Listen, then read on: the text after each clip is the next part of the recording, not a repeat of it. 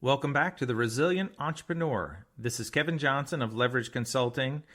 And if you've been listening in to the last few episodes, you know that I've been talking specifically about a few clients and acquaintances that I have and what has made them a rock star in what it is that they do, what's made them grow their business, what's put them in a position where they're happy with the performance of their business. They're happy with the fact that their life is such that they can spend time with their families. They don't have a tremendous amount of stress. Let's face it, everybody, if you're running a business or you have a job, there's always going to be a little bit of stress. But sometimes we perform better with a little bit of stress, but not unhealthy stress.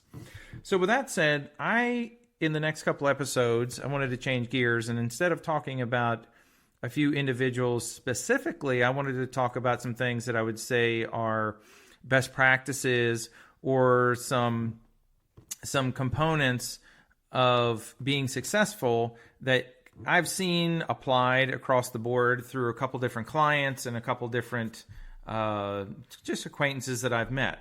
So one of these, as soft as it may sound, it is as powerful or more powerful than what it sounds. And the question is, what is your why? And I've heard people speak on this topic. One of the ones that I like the best is Simon Sinek. And he talks about this and he goes into great detail about it. And it's something that I know is asked periodically. However, I don't know that a lot of people put as much emphasis on it as they should. And here's my reason why. You like what I did there? But here's my reason why for talking about this today. I want all of my clients to have their own why. The reason for that is some of them have, if I had a room and I had 4 different practices or 4 different businesses in the room, and just, as an example, there could be literally 4 completely different objectives with those different practices or businesses. There are different stages of their career. There are different stages of growth. One may have hit an obstacle, the others have not, and so on. I would say the most compelling reason. So I'm going to say this again, and you might even want to write it down.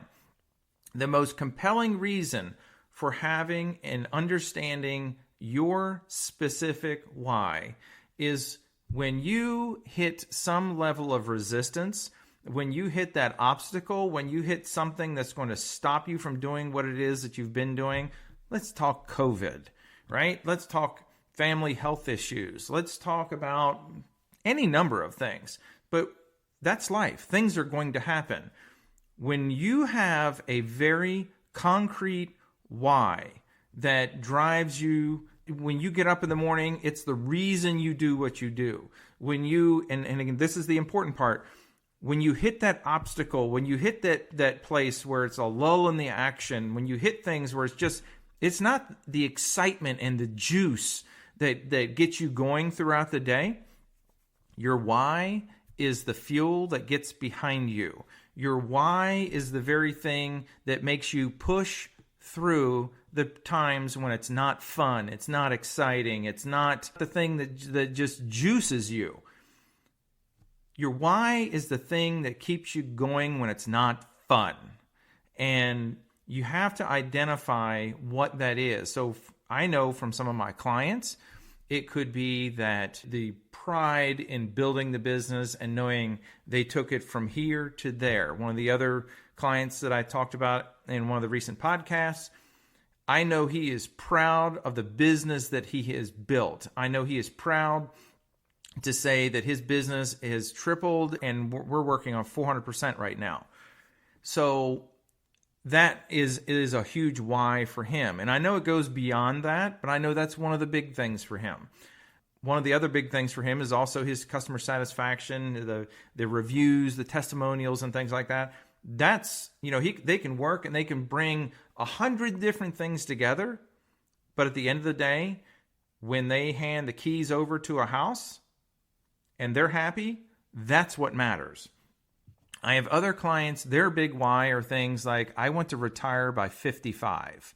I have other clients, their big why is that they want to be able to. There's a couple that I've worked with them for a very long time.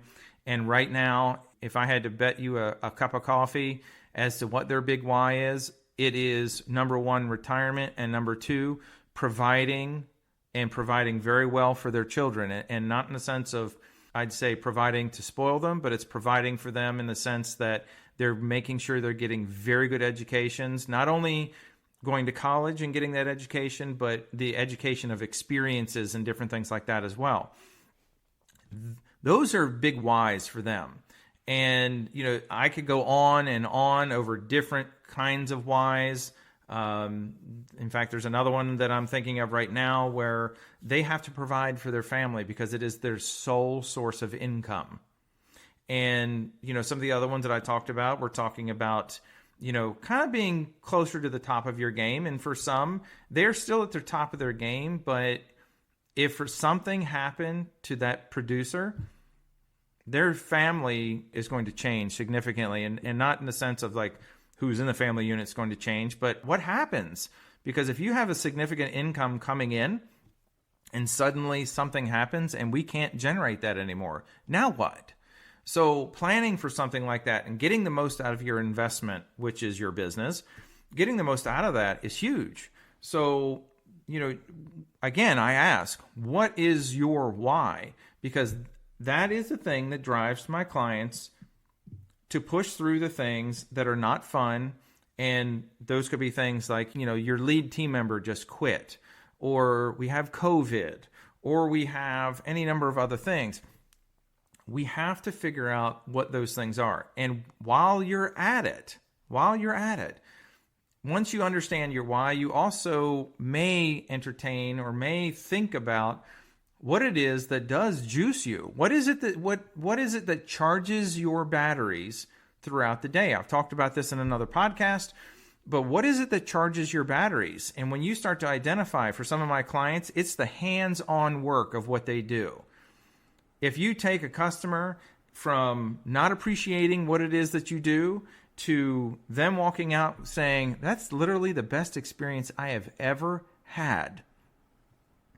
If you are able to do things like that, and that's what charges your batteries, is changing people's perception of your profession.